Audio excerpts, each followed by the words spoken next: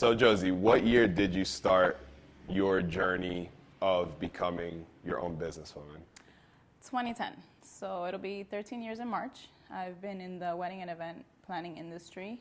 So it's been, what is that, a century? No. A decade. A decade. A decade plus 2 years. I'm not that old yet. But yeah, it's been a while. So imagine how hard it's been. I was 13 years ago, what was I, 25? So yeah. Wow. 25, like right out of college, just winging it, basically. Yeah, I'm 25 now, so I kind of understand more of like the life stuff. What made you get into that industry? Like, were you originally doing it from like creativity? Was it, I need to make some money, I need to get quick money, this is how I'm gonna do it? What was that story for you? So after college, I was working. I had a job in the bank and wasn't cutting it. I had a daughter already. I needed more money, and it was really out of, well, how can I make extra money aside from my job? And I'm creative by nature. It's just something that came upon. I didn't even know I had it. So it's not like I went to school for design or anything like that, but it's just something that I enjoyed doing. So I started doing little things, party favors, you know, centerpieces, balloon arrangements. Back in the day, they were so minuscule compared to what the design is now and what people want now. It's so elaborate. So it was something that I really just wanted to do to see where it would go. And everybody thought it was crazy because then I kept having like a full-time job on the side. And full-time job, but then this was a side. But it was just too much. And at one point I kept getting laid off. And I was like, all right, I'm not doing this anymore. And that year, I want to say 8 years ago, is my last layoff. And I said, I'm going to just try this. And everyone's like, you're crazy. Like, how are you just going to go full time? Like, it doesn't even make you that much money. And I said, well, it's never going to make me the money that I need unless I give it 100%. Because I'm giving 100% to this full-time job that's not even promoting me. You know, like I'm not getting a better, what is it? I wasn't going anywhere, basically. Yeah, and like I you were kept getting staying laid stagnant. off, and I was like, this is a sign. Either it's a sign from God or I just have to wake up and do my thing on my own. So that's what I did. And the first 3 to 4 years were crazy when it was just full-time because I was like, what the fuck am I doing? Like, literally, what am I doing? Yeah, like what does how the am day I gonna, look How am I like? going to pay rent? There was months where I was very slow because if anybody knows, the event industry is not a every weekend thing unless you're well known, you have that clientele. And in the beginning, it's not like that for everybody. You know, if you come into this industry and it blows up fast, kudos to you, but that doesn't happen all the time. So at that age, being young and having 2 children at that time, like I was like, okay, we got to do this. You know, we got to figure this out. So it was more like a hustle grind lifestyle that I just needed to do because I needed to survive. Not something that I was like, I'm going to do this. I enjoyed it, but it was really like, if I'm being honest, it was like hustle mode. Like, Got it. That was so it. What do you think? Do you think that the jobs laying you off, like the corporate jobs or the bank job you had, do you think you were getting laid off because you were putting more time into your own business and you were like, okay, I don't have the time to So put. the funny thing is, I was in banking, then I went into mortgage.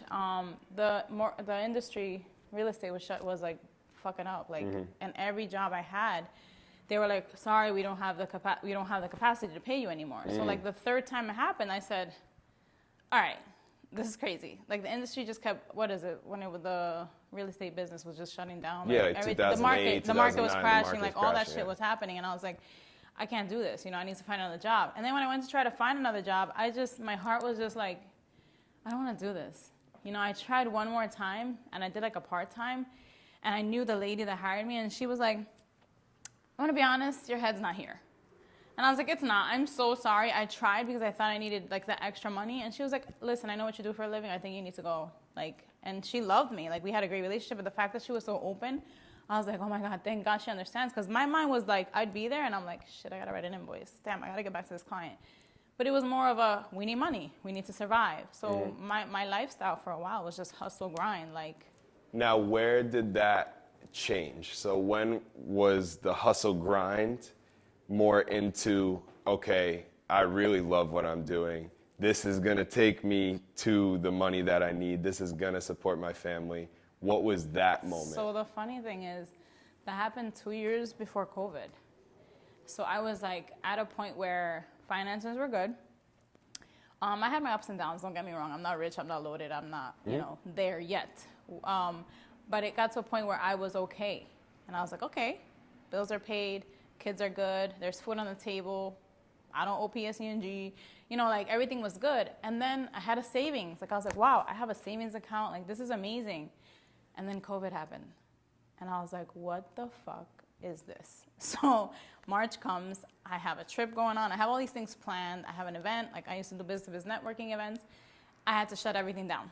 Events were shut down. And I said, wait, what do I do now? Like, I don't have nothing else to do. And, you know, for someone that's their life and it just is like taken away.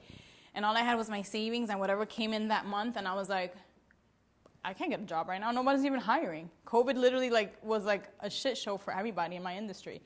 So I had to think of like, what can I do now? What did I do? I decided to put all of my savings into my creative space at the end of, what was that, 19? 20. So 2020, yeah, and then 2020. Who knows what the end I don't even know per anymore. se We're still is. there. I'm still hearing about the damn vaccine, so I'm like, all right, we're still there. So August of 2020, I was like, I need to find a warehouse. I need to find a storage. I need to find something. And my creative space, which is what I named it at the time, it was ideally going to be an office warehouse. Like I wanted to just have a space where I could go and do my work and meet my clients. So then I walked in and I'm like, it was like the second space I saw, and I was like, I really like this. I think this could work. So I literally put most of my savings into like the startup, 3 months this, put down this. Mm-hmm. And I was like, a month later, like, what the hell am I doing? Why did I just do that? I'm like, we're in the middle of a pandemic. I have no work coming in. And then slowly, intimate events started happening. Yes. So it was like, oh my God, I can host intimate events here, 15 to 20 people. So that's what I started doing. That first year was amazing because I was perfect for the market that was available. And I felt like, okay, God, thank you. Like I made back the savings. I didn't feel like so tight because I was like, wow, this is crazy. Like I worked so hard. All my money's gone. And I'm like, now I got to fight harder, like work harder and go back into that hustle life. And I'm like, oh my God, I'm never going to rest. But I was like, I got to figure out a balance. There's no way that this is the life forever. Like I got into I did the hustle, then I got to rest a little. Then it was like hustle again. Then it was like I was forced to rest during the year of COVID-20, the beginning. And I was like, I can't do this. Like I'm not a homebody. I need to be out. I need to do events. I need to see people. So when the small event started, I was like, okay, I could do this. So we were good. And then I kind of fell in love with intimate events because I was like, okay, I'm not exhausted. I'm not doing like midnight pickups, 1 o'clock in the morning pickups, because that was my life for a while. Yeah, and it's not the same.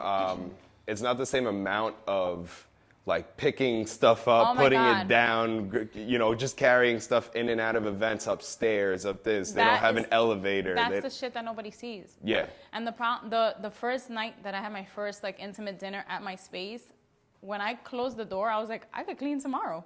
Because I'm like, I don't have to rush. No one's going to tell me, hey, you missed this and that and the third. So I was like, this is awesome. Like, I'm at my own pace now.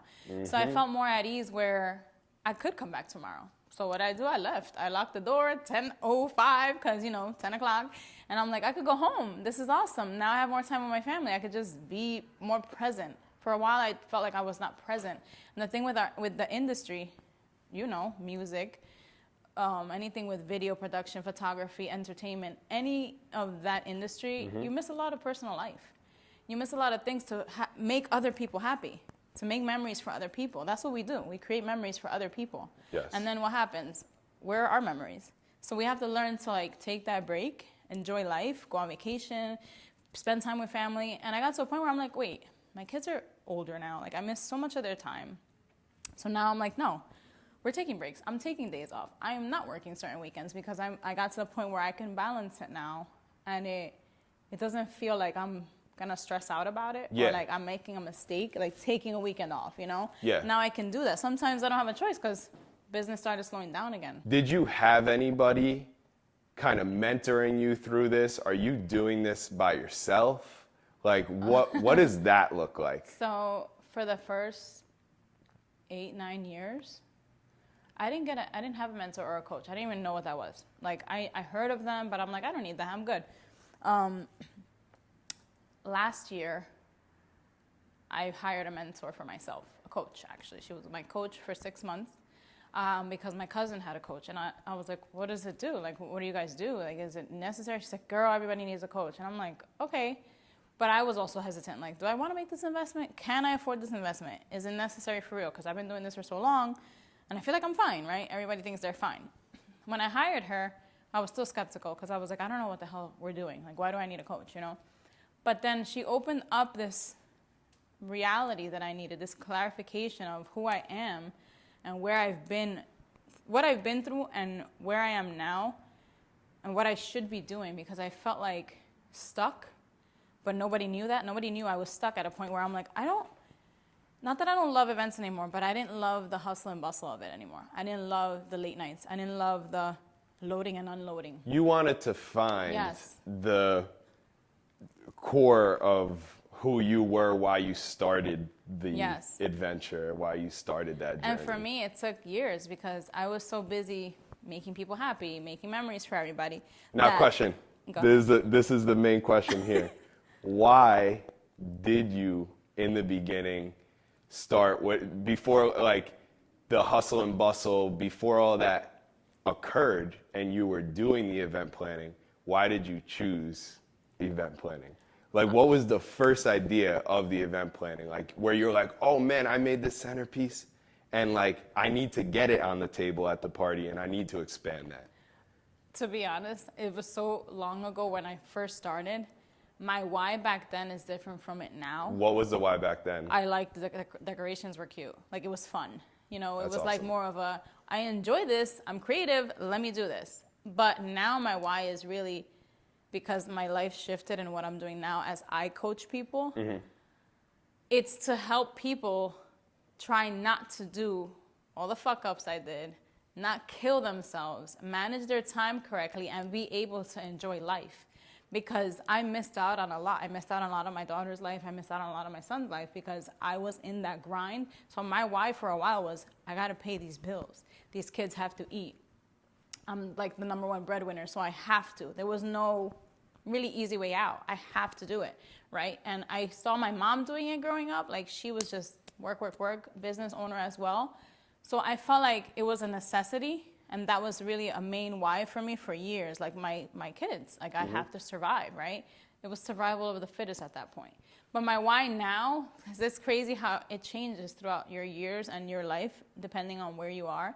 My why now is to help other people in business, whether it's men or women, like, be successful without interfering with their personal life. Yeah, and they could learn from your experience. Yeah. And they always say, like, you have to learn firsthand as well. Like, you're always going to run into those firsthand experiences, but you can tell them, look, what you can before you run into that wall, we're going to stop you 3 steps before you run into the wall and it breaks. You know what I mean? Like, you want to give them those, like, extra tips to just be like, all right, I don't need to do that. I can just listen to what Josie said because she already went through it. I don't need to go through it myself. And that's the thing. When I had my coach, so before COVID, I started doing workshops. I was doing in-person workshops, teaching event planners to coordinate, to plan, to price, like all different type of classes. I had held about 6 or 7.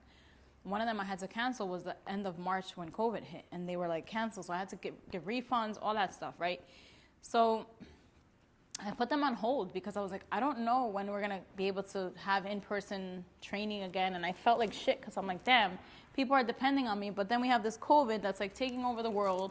So for a while, I didn't host any in-person stuff, right? Until I got my location. I held my first one after COVID. It was a good success. Like, we did good. I did a 2-day seminar. And then I didn't do one for a while because my heart was like, I need to do more. Like, I felt like I needed to do more. And then the next year, I hired my coach.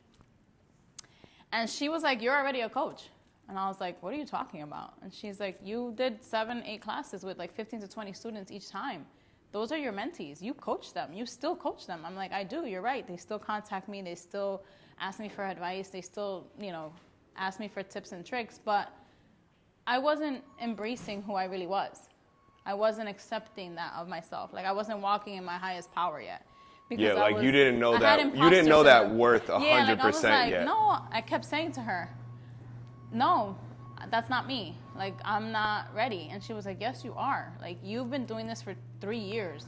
Now is when you can actually go full throttle, you know? Now, was it a struggle of you saying, I don't want to charge him because I've been doing it for free? I've been doing it for years as a friend. I've been doing it as just this mentee. Like, what is that turning point? Because I'm very curious of that. So the topic of money is always a, like, shitty topic. I feel a lot of people are scared to talk about money. Yeah. And I went through that for a while myself, because in my family, we don't talk about funds. We don't talk about that, right?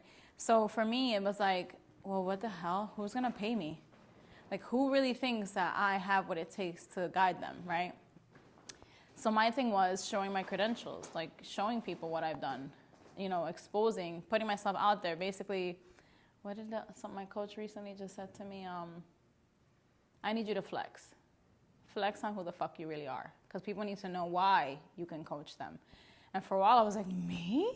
I could never, because I'm humble. Like, I'm just like, if you know what I've done, then you know it. I don't need to flex. But then they were like, yes, you do. In this situation, you do, because people need to see what credit you have for them to hire you for what you've done, because then they're going to be like, oh shit, she got what it takes and I want to learn from her.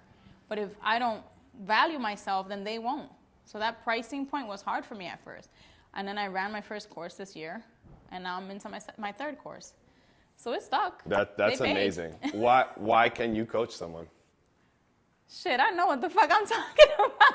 I know what I'm talking about. That's the truth. Like, I have 13 years of experience in the event industry, not just planning events, but like coordinating, pricing, creating a relationship with vendors. People don't know how to do that. People don't know how their vendors are literally their life and their life of their events. Like, you're not one person. It's not a one-woman show. A lot of people want to be like, oh, I do everything. No, you do in the beginning, but then you burn out. You need that team. You need to learn how to have teamwork. You need to learn how to do itineraries, how to do contracts. A lot of people, oh, I'm an event planner. Oh, yeah, what's your software? How do you have a client? Do you have a client portal? No. I do everything through Google Docs. No. What are you talking about? Like, there's so much you got to learn that I literally can either do A through Z with you in our intensive mentorship program, or I can do an 8-week program with you and pick you up from where you are. But I definitely know the ins and outs of the planning industry. And the reason I want to pursue that more is because I burned out. Yeah. Like, I'm burned out with the whole packing and unpacking, and it's not cute anymore. Yeah. The designs are amazing. I can still do it. It's just my heart is shifting, and that's the reality. That's totally understandable. And that's how companies grow. That's how businesses grow. If you have a company and you have an idea, but you don't know how to distribute that idea and give your core values and give your ideas to more people, you're never going to have a bigger company or a better company. You're going to stay at a spot where you do have a ceiling. Yep. You know, you don't want any ceiling, and you definitely don't have a ceiling. Like, you were telling me off camera that you have like 5 or 6 employees under you, or people that you can hire out. Yeah. And they themselves are learning from you and are able to do their own thing as well from that, which is exceptional too. Like, that's how you grow a business. That's how you become a boss. It takes a while, and don't get me wrong, because at first I had the mentality of, oh, but if I do it all myself, I'm going to make more money. And then the reality of it in the beginning, yeah, it's cute. Yeah, you make a little bit more. But then you lose so much time and so much of your energy that you look back. Well, I looked back and I was like, what the hell? I really only made this much. And I killed myself for this long for this one event. Like, I can't do this every day. So I started outsourcing different things. That's why I said, like, building relationship with vendors. And I call them now creative partners, because I felt like they're literally my partners. I use almost the same crew, my baker, my photographer, my balloon artist, like florist. I have the same crew, and if they're not available, I have another crew. But it's my go-to people that I've helped, either help them in business in general, or I've met them through someone and we've just clicked. But you have to get to a point where you can trust and let go a little bit so that you can run a full business. It's hard. Like I explained to you, this weekend I have 2 events. I have to spread out teammates. I cannot be at 2 places at once. And luckily I can do that now. I couldn't do that before. I would have to have declined an event. And that sucks, you know? It sucks when you can't handle 2 events in one day. Yeah. No, being a boss is a very difficult thing to do. And it's also, it's like, you know, respect to you to be able to train somebody else to even get something done like that. Like that is not an easy task. It's not. And you know, like you have to be, in order to be a boss, you have to be the intern. You have to be the second person in charge. You have to be every single step. In order to be the best boss you could be, you have to know every single step. For them to even respect to do that step. Like you're like, hey, can you pick up these boxes and all this and take it out?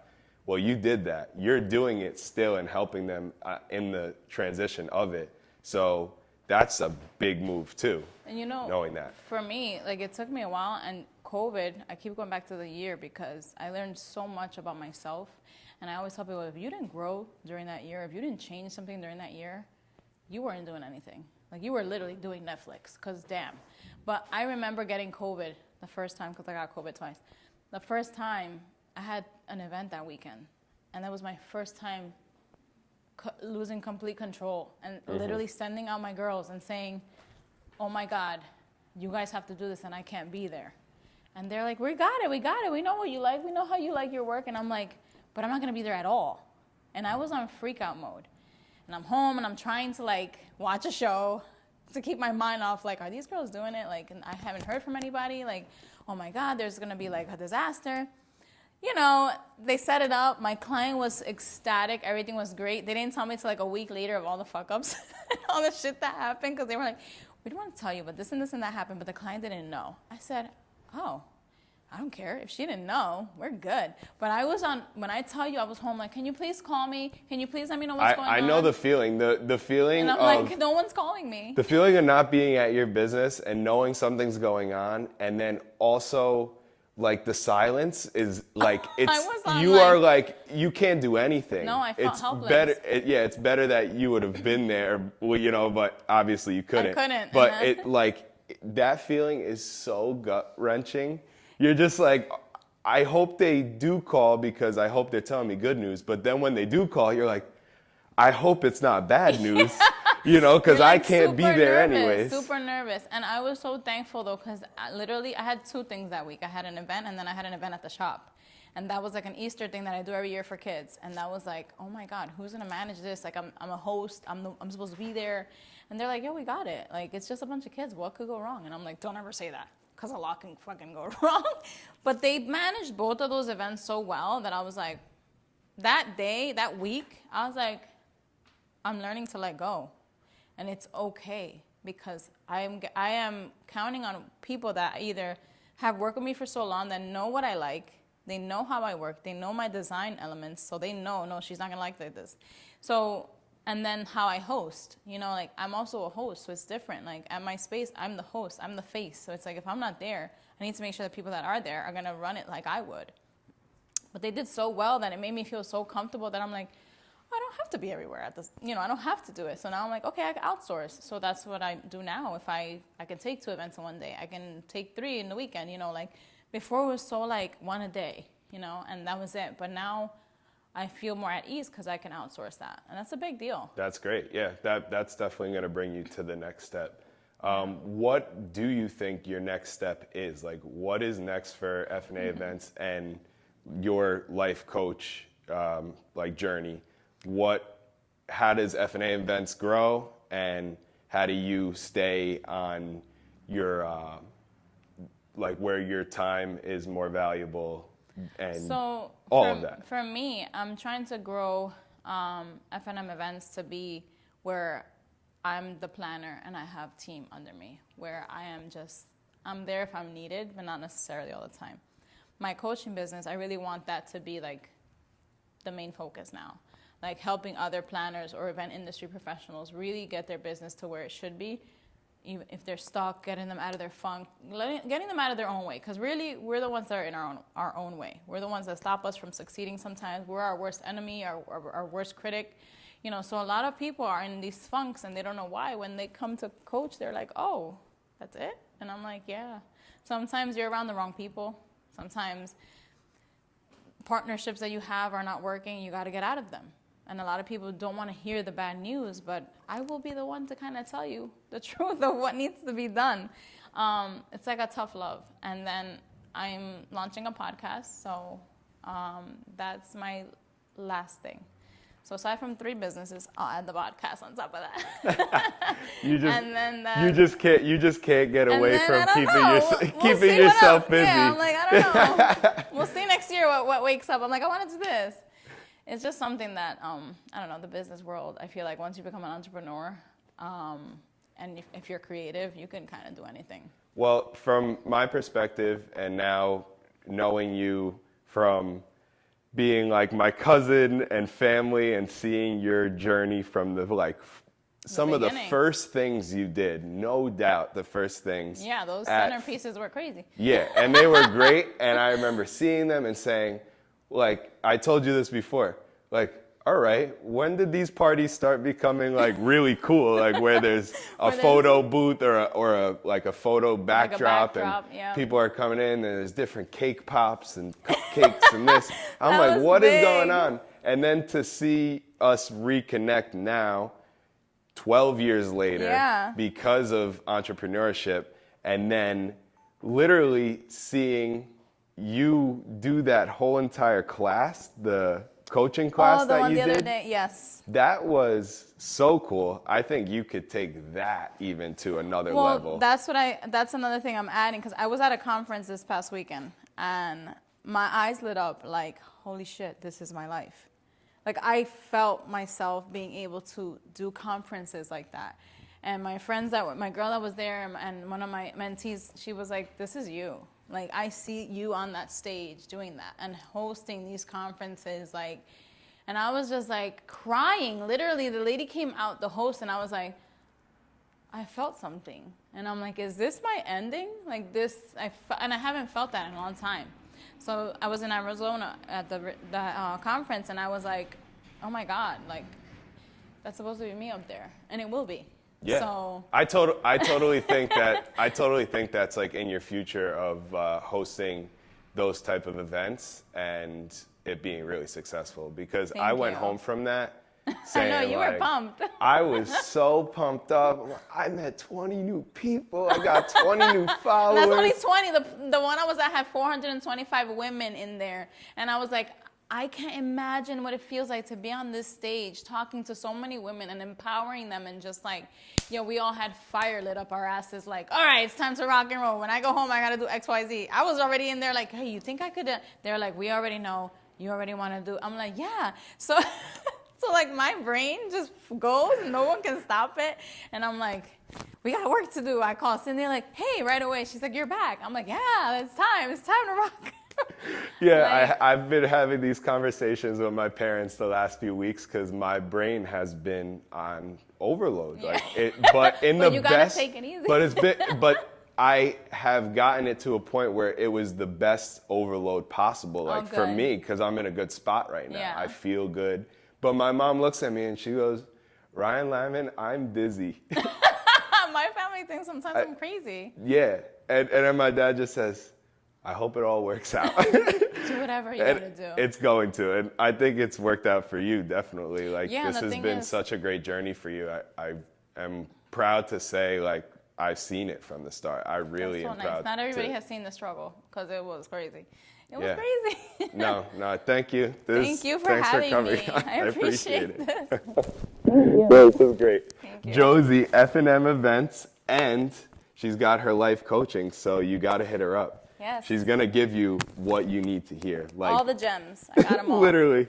You're not going to want to hear it, but you need to hear it. You got to hear it. Thank you. Oh, that was so fun.